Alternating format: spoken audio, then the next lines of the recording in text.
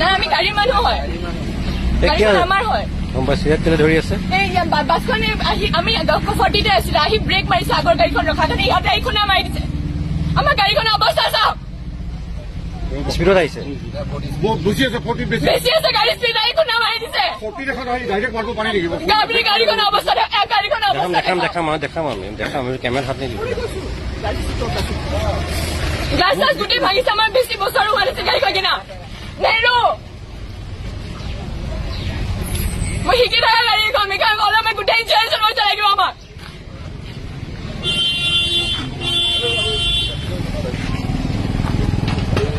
নেহৰু আপুনি চাওক লাগে এখন গাড়ী ফটকি কৰি মাৰিলে কিমান ধাক্কাটো খাব সেই আইডিয়াটো ওলোৱা। কেইখন গাড়ী? টোটেল কেইখন গাড়ী? এখন দুখন আৰু এইখন গাড়ীত হেৰি আছে ন? চাৰিখন গাড়ী একেলগে এক্সিডেণ্ট। ঠিক আছে